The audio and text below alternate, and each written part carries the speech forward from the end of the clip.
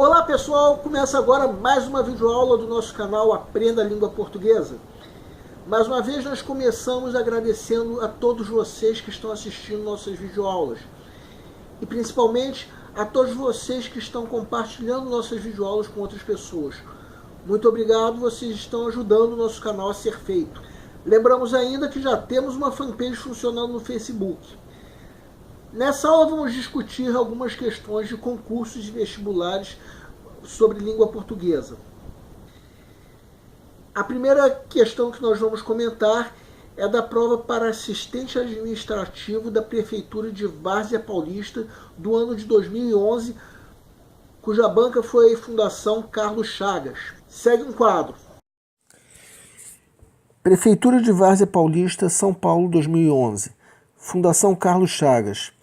No trecho, uma carreira de extremo sucesso é o sonho natural de quem frequenta uma universidade e encara os livros com dedicação, mas ele nem sempre se realiza. O pronome pessoal ele tem como referente A. Quem frequenta uma universidade. B. Quem frequenta uma universidade e encara os livros com dedicação. C. O sonho. D. O sonho natural de quem frequenta uma universidade e encara os livros com dedicação. É o extremo sucesso. Peço que vocês deem uma pausa para pensar antes que eu dê o gabarito. O gabarito é letra D. Agora vamos entender que quem se realiza, ou melhor, quem nem sempre se realiza na oração, é o sonho, não é o frequentador da universidade, o que elimina as letras A e B, nem tampouco o sucesso, que por sua vez elimina a letra E. É natural que o candidato fique na dúvida entre as letras C e D, mas o correto é optar pela letra D por ser a mais completa. Agora vamos comentar uma questão do Enem de 2015. No caso do assunto de funções da linguagem. Vamos transcrever o texto que veio na prova, mas eu queria dizer uma coisa. Na verdade, para se resolver essa questão, não precisaria nem ler o texto. Basta conhecermos o assunto de funções da linguagem, que foi de nossa videoaula de número 49.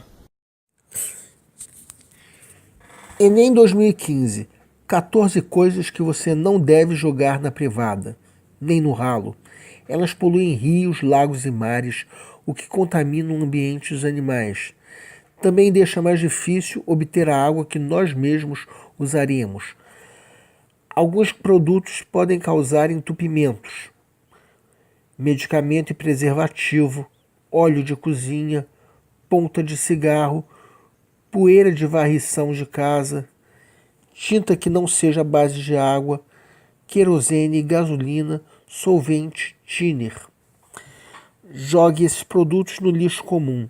Alguns deles, como óleo de cozinha, medicamento e tinta, podem ser levados a pontos de coleta especiais que darão a destinação final adequada.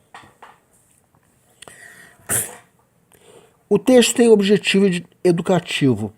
Nesse sentido, além do foco do interlocutor que caracteriza a função conativa da linguagem, predomina também nele a função referencial, que busca a. Despertar no leitor sentimentos de amor pela natureza, induzindo-o a ter atitudes responsáveis que beneficiarão a sustentabilidade do planeta. B. Informar o leitor sobre as consequências da destinação inadequada do lixo, orientando-o sobre como fazer o correto descarte de alguns dejetos. C. Transmitir uma mensagem de caráter subjetivo, mostrando exemplos de atitudes sustentáveis do autor do texto em relação ao planeta. D. Estabelecer uma comunicação com o leitor, procurando certificar-se de que a mensagem sobre ações de sustentabilidade está sendo compreendida. E. Explorar o uso da linguagem, conceituando detalhadamente os termos utilizados de forma a proporcionar melhor compreensão do texto. Mais uma vez, peço para dar uma pausa antes que eu dê o gabarito. O gabarito é letra B.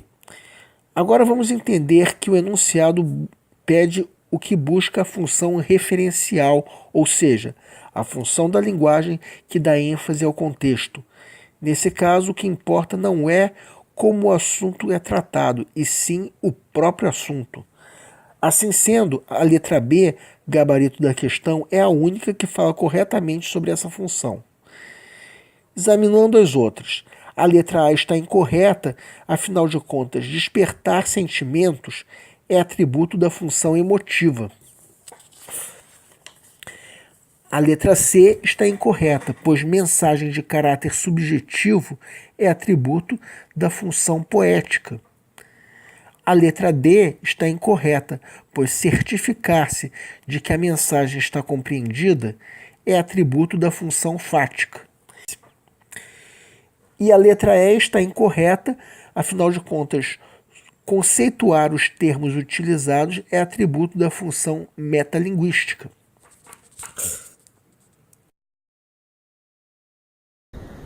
Agora vamos discutir uma questão a respeito de crase da prova do TRE do Estado de Maranhão de 2009. A prova foi feita pela CESP-UNB. Uma questão que é facilmente gabaritável para quem assiste às nossas videoaulas com frequência. Afinal de contas, na nossa aula de número 12, nós discutimos a crase. E nós falamos dos casos em que a crase é proibida. De modo que quem assiste às nossas videoaulas com frequência consegue tranquilamente o gabarito dessa questão.